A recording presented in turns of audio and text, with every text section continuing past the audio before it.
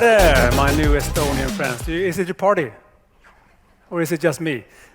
I love your theme about even innovation. And for me, creativity is like the corn that pops. But innovation is when you bring that into something you can sell. Would you agree? Can you see the difference? Cool. I'm going to talk about popcorn a little bit later, and if you're really hungry, you can get some as well.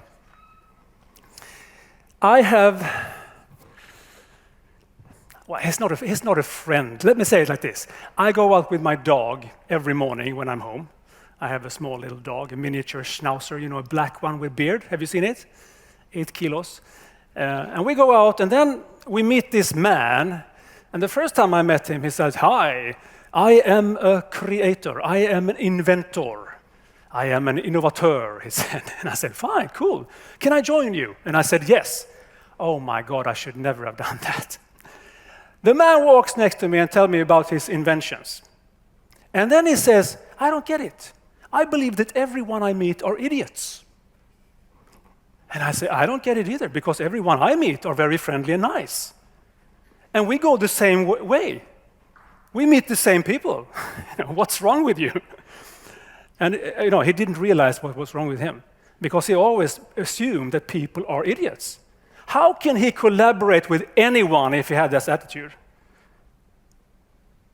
For me, his communication determines everyone else's disengagement. Can you see the difference? And for me, since I believe that most people are good, I am treated with friendly people. Like, for instance, you guys, you are now strangers to me. But for me, strangers are just people I don't know yet. That's why I say my Estonian friends, even though we haven't met before. I will talk about 3 things. Actually, 4 things. I need to bring up the popcorn as well, because otherwise that would be strange. Why people are like popcorn. We're going to talk about that. But also what I call the house of engagement. Why are we sometimes stuck on the wrong level of engagement? And what does it mean for us when we are, if we want to collaborate and cooperate? We will talk about the brain's inner traffic light and why we need that to be green instead of red. And then I will also talk about the 3 communicative superpowers that will make you awesome when it comes to collaborating, innovating, and having fun. That's my plan. And then I think it's time for a Q&A at the end, so you can ask whatever question you want if I didn't respond to it well enough. Okay, so let's go on. I believe that this is what most people want. We want to grow. We want to grow mentally, spiritually. We want to grow in our competence. We don't want to grow this part, perhaps, but otherwise we want to grow. We want to influence our daily life, our decisions, people, and we want to have fun. Does it make sense? This is exactly what the self-determination theory talks about when it talks about competence, autonomy, and belonging, being part of something. And when we are, that's where we can innovate and collaborate. And I guess all of you have felt that at one point or another. But when I'm out in the world, and I left the corporate world, the corporate career 16 years ago, and I've been coaching leaders and teams all over the world since then. And I've noticed that most people actually feel this.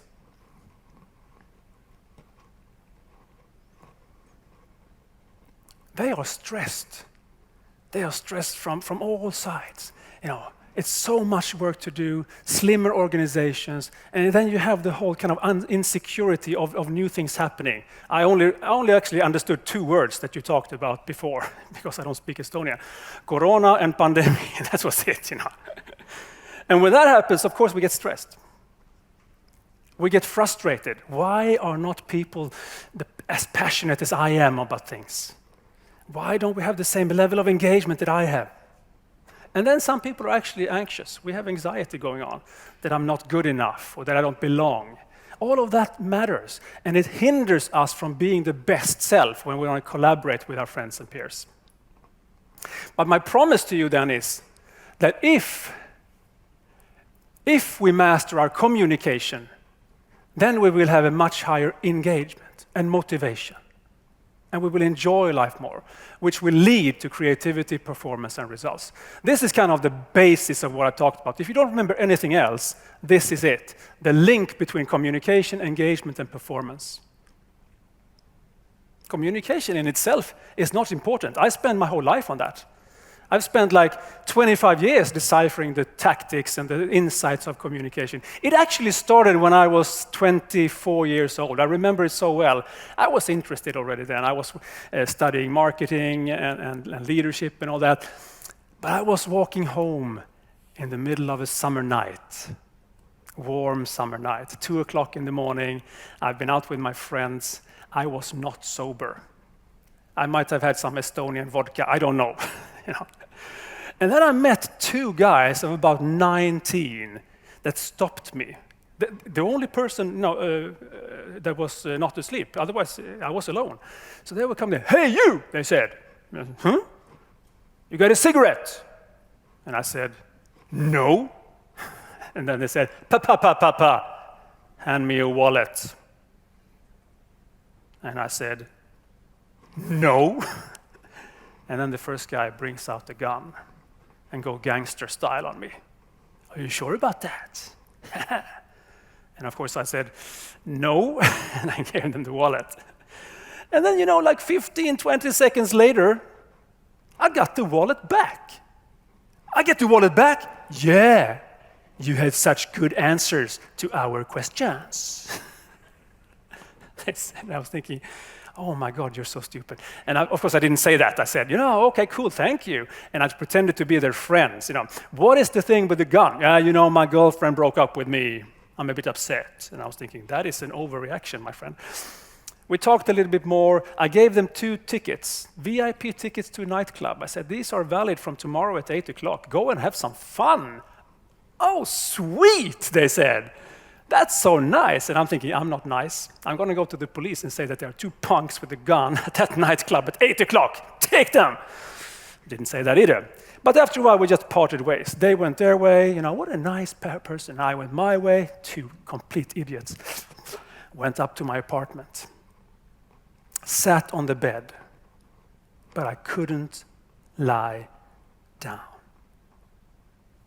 This is when I realized, this is when I sobered up and realized, you know what? I'm 24 years old. I could have been dead at this point. I could have been dead. But I don't have a black eye. I have my wallet and I don't have a bullet in my body. What was it that made me come out of that situation unharmed, apart from the shaky hands? And I went from being interested in communication at that point to being almost obsessed by it.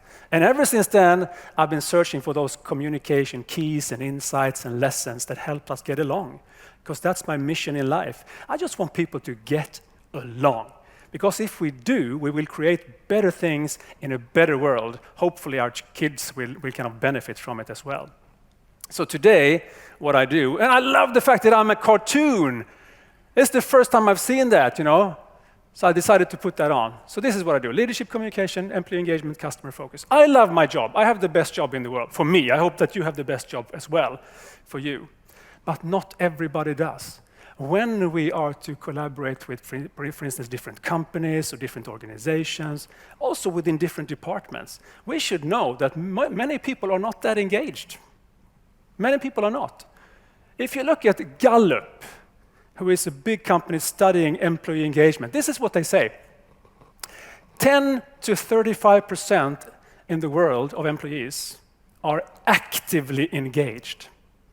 Actively engaged means that you do more than what you're told to do. You are highly motivated. In Sweden, that number is 14%. In Finland, it's 10%.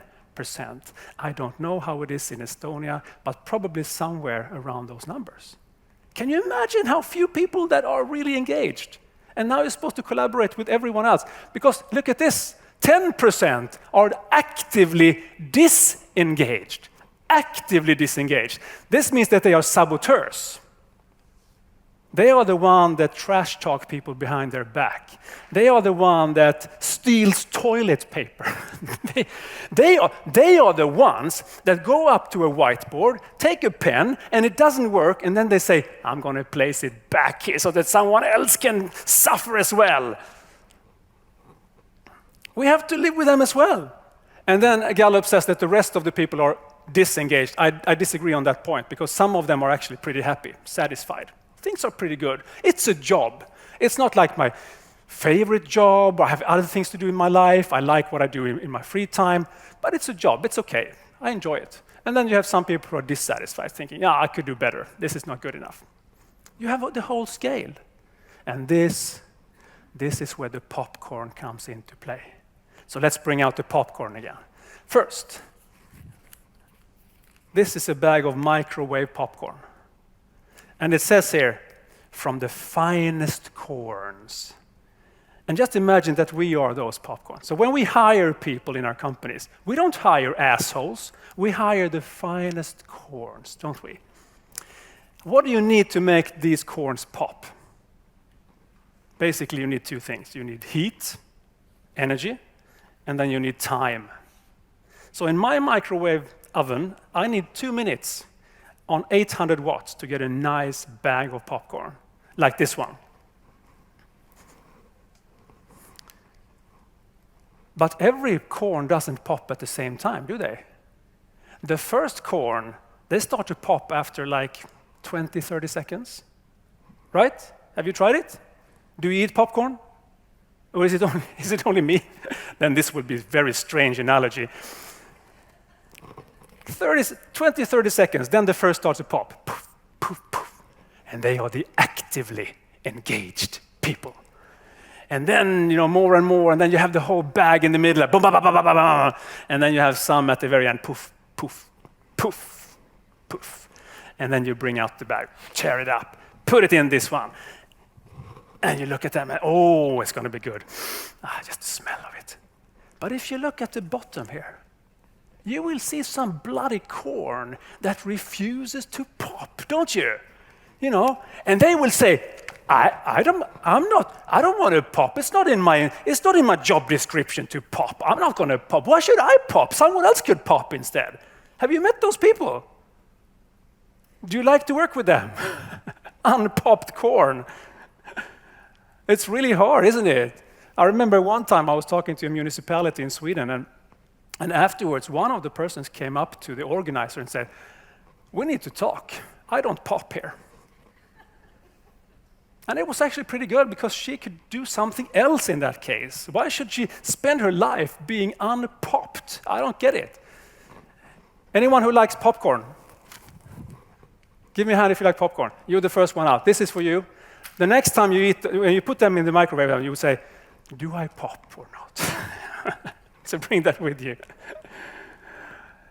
But Gallup doesn't say why people pop or not. They just say that some people are engaged, some people are not engaged. That's all they say. So I've spent the last years kind of figuring out what the reasons are for people to pop or not, why people are engaged or not. And I finally cracked the code. You can look at leadership, the leadership culture, you can look at the communication culture, you can look at the meeting culture, you can look at the way you set goals, how you work with motivation, you can look at how you treat your customers. All of those things are symptom of something much deeper. And once you figure that out, this is when you can start to really cure a possible disease. Otherwise, you're just scratching on the surface. It's not enough to say, Peter is always complaining, and then you say to Peter, stop complaining. Yeah, Peter can stop complaining, but the reason for complaining is still there. So we need to kind of address it deeper. So I'm going to give you something that I call the house of engagement, which shows you 4 different floors and why people act, behave, and communicate the way they do. Because then we can possibly solve it. And if you are in an organization that has problems, perhaps you find that people are turning in sick, more or less, more absence. You struggle with your sales. Your partners that you try to work with, they have a kind of a toxic environment and all that. Then you can start figuring out why. So let's go through them one by one. The house of engagement. On the very bottom, you have 2 basement floors, you can see there. And at the very bottom, you have the worst. This is the worst scenario, where the only thing you want to do is go from that. You want to run away from.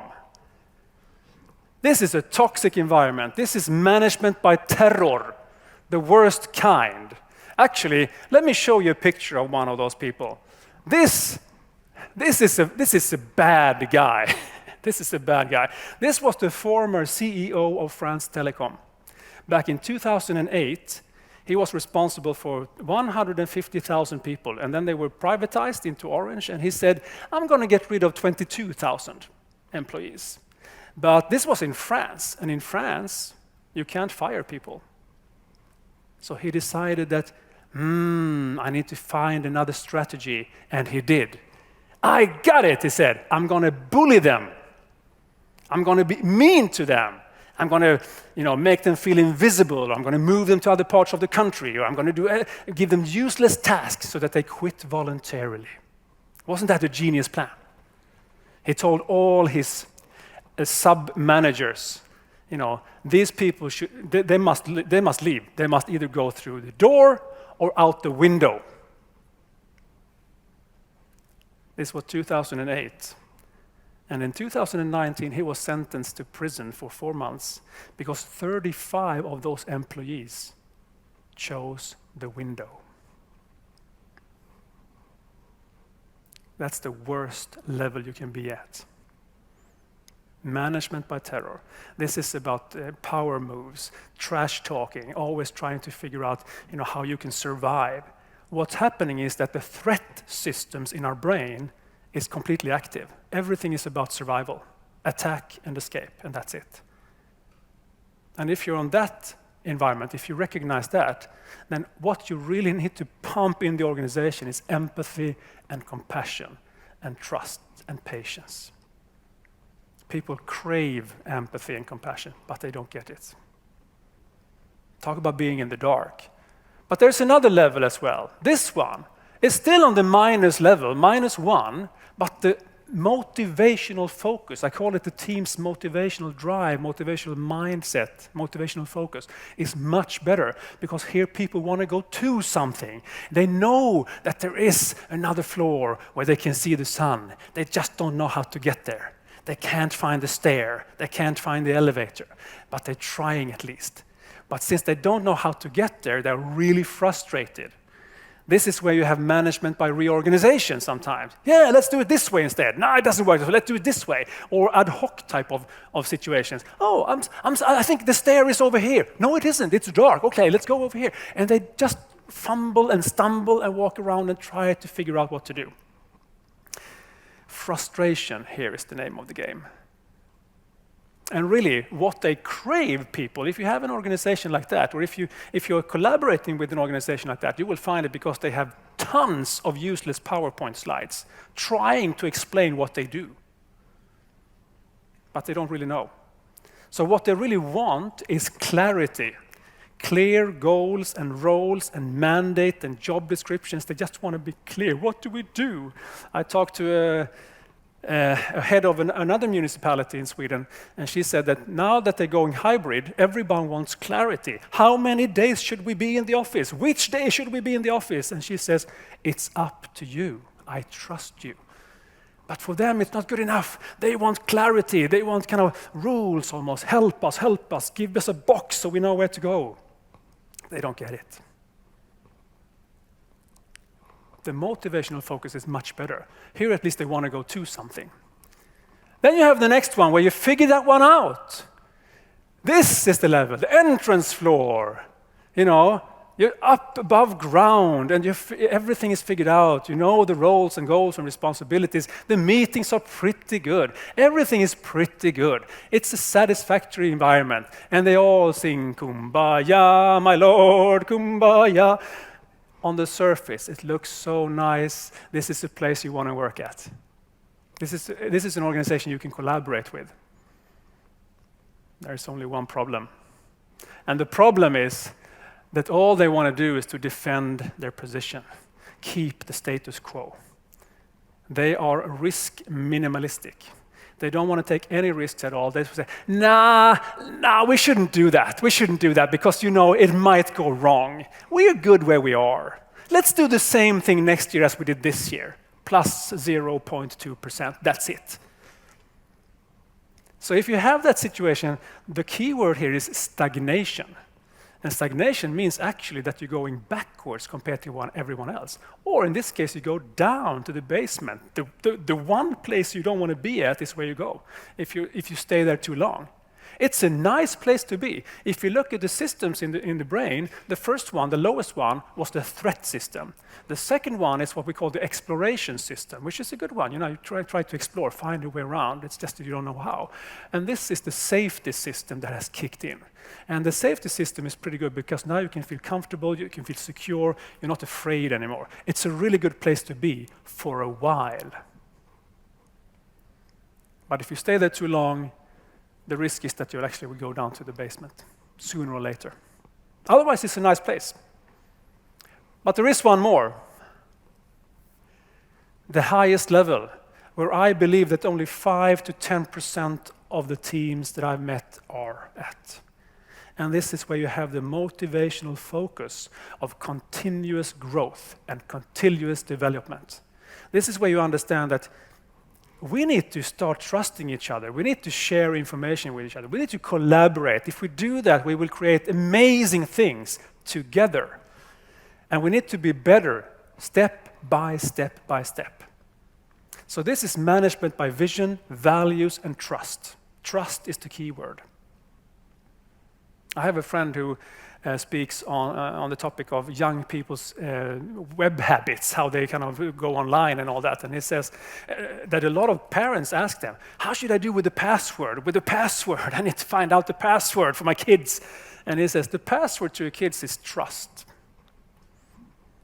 Involve yourself with them and trust them, but help them and guide them. On this level, you have something called psychological safety, which means that you are not afraid to speak out. You will not be punished. This is the level where you don't have conflicts, but you can have healthy disagreements. How many of you believe that conflicts are good? It's good for development. I believe that you raise your hand because you define conflicts as a disagreement. Because if it's a real conflict, then it's Mariupol. A real conflict is a battle where someone wins and someone loses. And that's not what we want. So I tell people, you should probably be afraid of conflicts, because if you're in a conflict, it has gone too far. You don't have trust anymore. You just hate each other. But you could disagree and still respect each other. That's a much better place. And that's what you do on this level. And of course, if I had a villain on the first one, I need a hero on this one. This is my hero on that level. This is Martina Breitenstein, who lives outside Helsinki in Espoo. She was my manager for a while, and she was just awesome. She was the best manager I've ever had. We were working in Stockholm at the time, in one of those boring house from the 70s, brick houses, like 6 floors up. We were in the corner of the 3rd floor, and there were coffee machines all over the place. And we were a team of about 10 people. She was the head of us. I was part of that team. Market launch something. We worked with telecom at that point. And for some reason, that particular coffee machine was the place where everybody went. So it was always a lot of noise and fun and laughter and things in that corner. And that's because Martina knew how to build a team. With trust, with curiosity, with energy, we helped each other out. She had all of those good things when it comes to the systems. I mean, you should have like 10% of the threat system in your body, because then you know that you're not satisfied. So you want to move away from something at least. It could be better. And then you should have 50% exploration. So just use that like a vaccine. You take away the dangerous part, but you keep the good one. So it's 50% exploration, just figuring out how to do it. And then 40% safety. That's what she instilled in us. It was awesome. She was great. But, has anyone worked in a big organization, like a large organization? Have you? Have you had reorganizations at any time? Yeah, okay. That's what they do. I worked in the telecom industry for 8 years. I had 16 large organizational, reorgs. So after 6 months or so, we went out separate ways. I moved up 3 floors, somebody moved to Brazil, somebody moved somewhere else. It was just like, common. This is how it was in the business. After 2 months, I went down to that corner of the 3rd floor just to figure out, if the ambiance is there, if it's a good place to be. And it was completely dead. I mean, it wasn't dead. People were probably in their offices, but it was so boring. And that's when I figured out, you know what? It's not the place, it's the people. It's always the people first. And then if you have a nice environment like this one, it's just beautiful. That helps. But without people, it doesn't matter. So Martina, for me, is my hero, my long-term hero. And she made us, treat each other good. We meet, treat, and greet each other very good. It actually requires 3 to 11 positive interactions for each negative to get the high-performing teams. To get high-performing teams, 3 to 11. 2 is not enough. 1 is definitely not enough. And 11 is probably because there must be some sort of cap, because then afterwards you become a cult where you don't think anymore. You just do what everyone else does. Always, what do we think about this? Like I ask my wife sometimes, what do we think we should buy? I say, and then she says, you should buy this. Yes, that's what we should buy. And of course, people in my industry, we are normally pretty positive. So I found this obituary, like a graveyard for people like me, because we're so positive all the time. 3 to 11. Can you see that one? Some see death as an obstacle. I see it as an opportunity. Stupid things. Or there are none so dead as those who will not live. Very strange. If you look at all of them one more time and look at the consequences of why we should focus on the highest level. Well, the reason is that if you're on the lowest level, and if you try to collaborate with teams on the lowest level, this is what you get. People will not even show up. You will have more accidents. You will have more errors.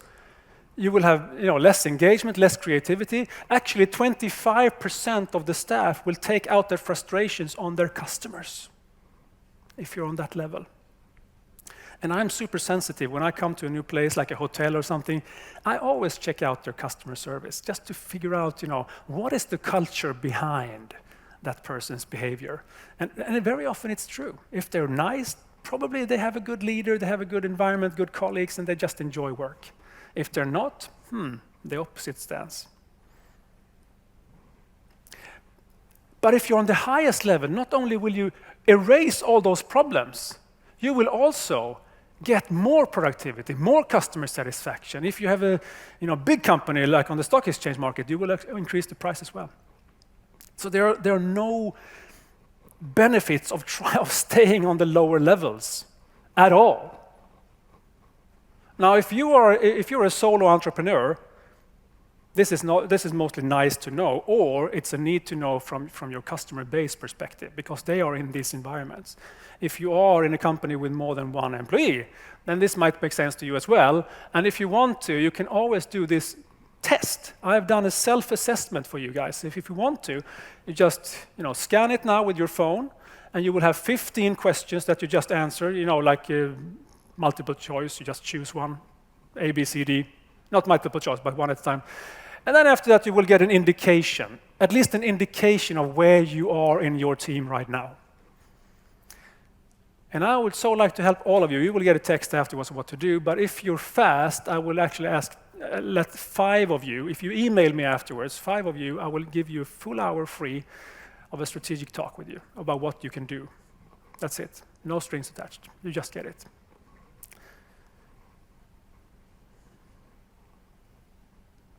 Now, what do you need to do?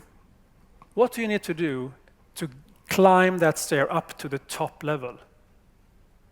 I figured out that there are 3 things you need to do, and I call them communication insights. The first thing you need to do is to constantly evolve your communication expertise and excellence when you present and when you converse. So presentations and conversations. And we're talking about analog, digital, and hybrid, those 3 environments. And you also need to excel when it comes to meetings. We spend a lot of time in meetings. How many of you go to meetings like daily? Many of you. So how can we ramp up our competence? Analog, digital, hybrid. And finally, when it comes to performance, how can we maximize our performance? With meaningful goals that we can set together, with self-leadership, with motivational boosters, things that will help us. Now, when I work with my clients, some of them only want me to do presentation skills training. We have a team from around the world. Let's make sure that they are really good evangelists when they go out. Other one says, we need to work on our motivational skills here. We need to boost it. We need to find ways to work with that. And some other people say, you know what, our meeting sucks. They are so boring. We need to do something about them. What can we do? And it's so rewarding when they actually increase their competence and know-how and skills, and it kind of pours out to the whole organization, and the customers can feel it as well. It's just rewarding when that happens in different cases. So let me go through one thing that you can do on the maximize performance things, and then we go into the communication excellence as well. The first thing we can do if we want to collaborate and communicate in a good way is to hack our brains. And it's really, really simple. Talk to your neighbor for 1 minute and tell them to name a person that made them feel good the last week. Who made you feel good the last week? Just warm or smile or something. Do it now. Take 1 minute. Go ahead. Talk to your neighbors, your friends. You can turn around.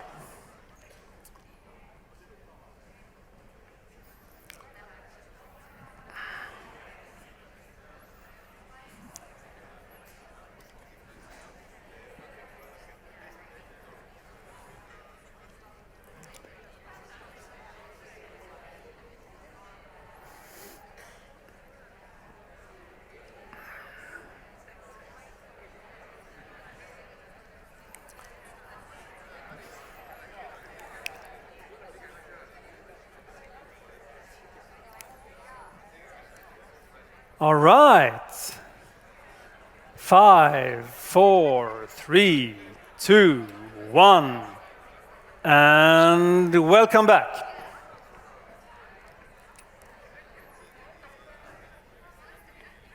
It seems that you all have somebody that made you feel good. Excellent. This is what happens in your brain when you talk about this. First of all, you have a traffic light in the brain, and the brain has a bodyguard, the threat system. So it always checks if everything is okay, or if you will survive or not. And if that part of the brain has a red traffic light, you will not get access to your higher functions in the brain. You cannot be constructive or creative or productive or anything like that. But if it's green, it goes all the way up to the brain's CEO, the limbic system, the emotional side of the brain. And if that person is disappointed or angry or whatever, bitter, then you still have a red light. But if that person is in a good mood, like you are right now, because you just talked about somebody who made you feel good, then you have a green light as well. Now you can go up to the analyst or the project manager, and you can be creative, constructive, and productive. This is what you can do. So basically, when I talked about my mission is that everyone should get along, my mission is that every brain should be green, because then we can be collaborating in a good way.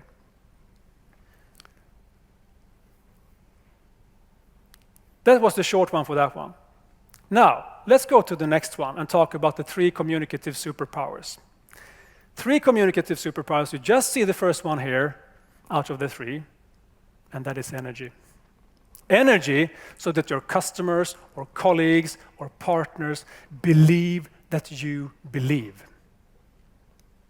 Why should they if you don't? And energy is like a magnet. You know, do you remember before Corona, when you went on vacations? Anyone? You remember? No, I don't remember. No, it has been like this forever. Someone say.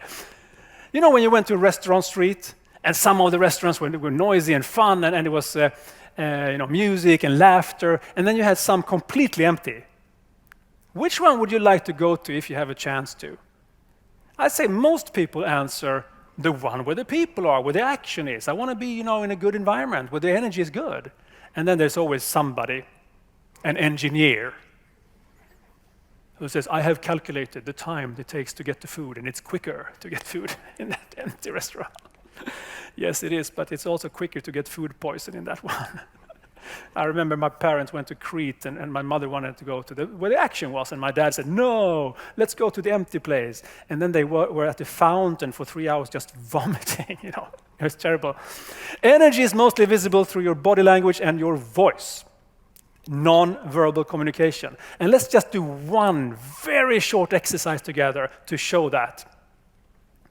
The difference between looking arrogant and normal is only 1 inch, 2.54 centimeters. Now try this with your neighbor. You turn to your neighbor and you say, hi, nice to meet you. And then you do it one more time, but you lift your nose 1 inch. Do it now and feel the difference. Go ahead.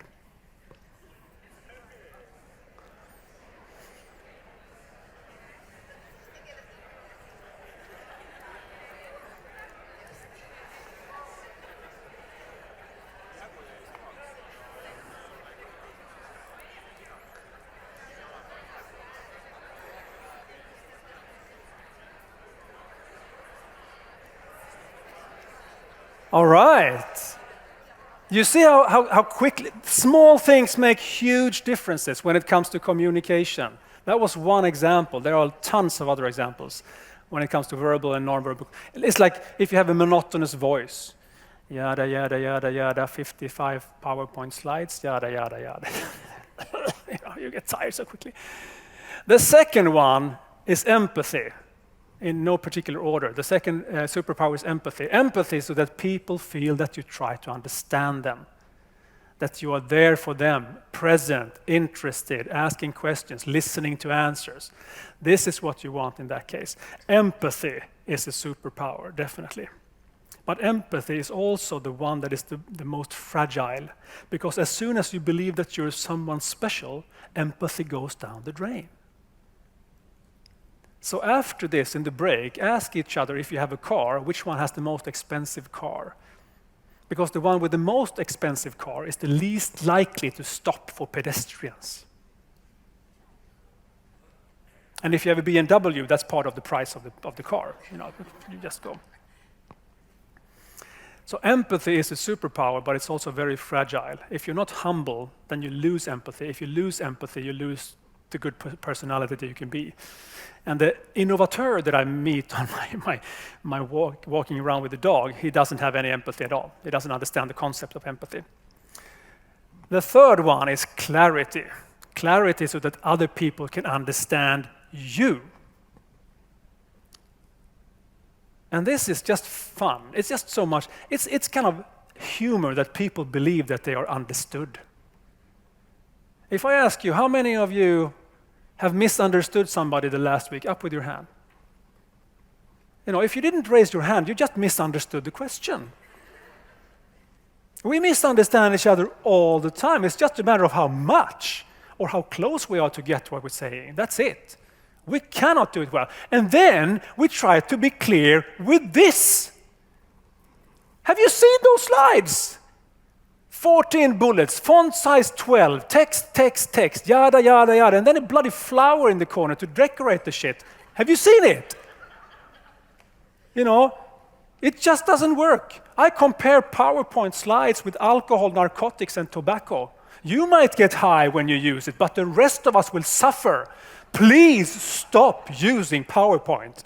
But because, actually, it's not the tool's fault. It's your fault. If you use PowerPoint like that, it's not. I use PowerPoint saying this. These are my slides. So you can ask yourself: Do you speak PowerPoint-ish or Excel-ish?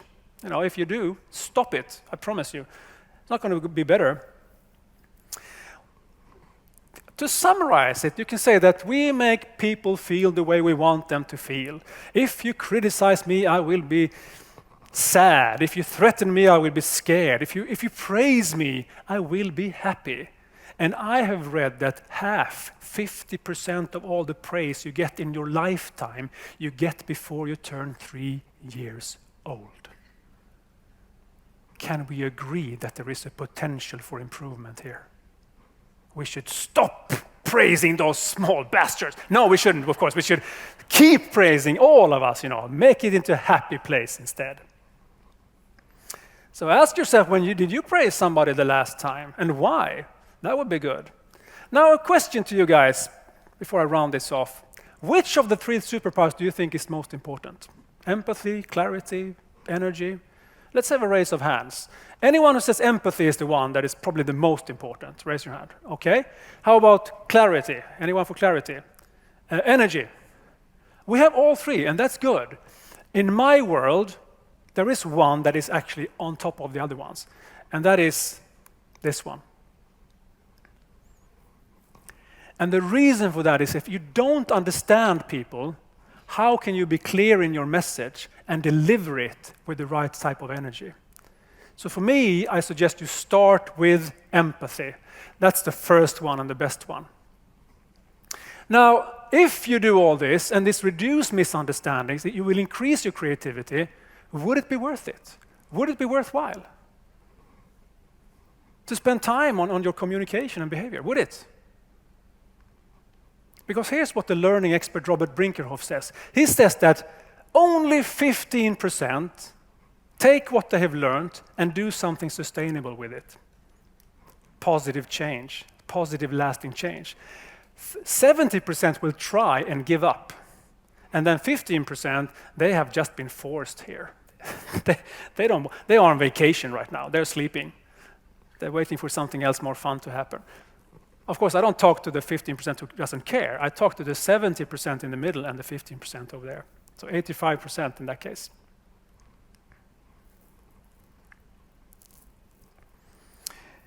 To end this, when you go out to your next, meeting, or when you leave this room, when you leave this day, what would be your first step based on what I talked about now? Based on, analyzing the engagement level of your team or your customer's team or whatever, and then going into the 3 communicative superpowers. And by all means, whether or not you pop, to pop or not to pop. And I'd like to just end this with one memory that I have when it comes to the 3 superpowers, the one of empathy.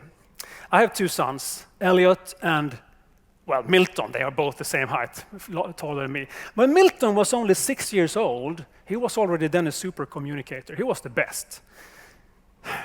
I talked to Milton and I said, Milton, tell me, what is the difference? This is about empathy. What is the difference between being able to hear and being able to listen? And Milton said, you're the consultant, you should know. But then I said, but I'm interested in what you think. And then he said, okay, pay attention. To be able to hear is simply to not be deaf. But to listen, Daddy, that is when you really try to understand what the other person is saying. And not only saying, but also what the other person means. Do you get it? And I looked at him for 3 long, silent seconds before I said, welcome to the company, my son. Thank you, everyone. Have a great day together.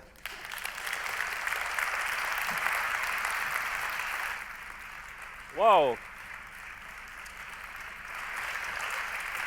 Thank you so much, Antoni. We do have a few questions for you if you're here already. I mean, you promised this free consultation, so I'm going to use a bit of it. Go ahead.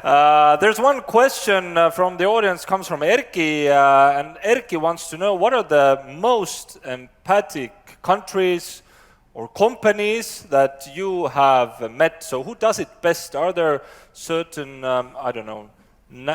is empathy a national skill in a way?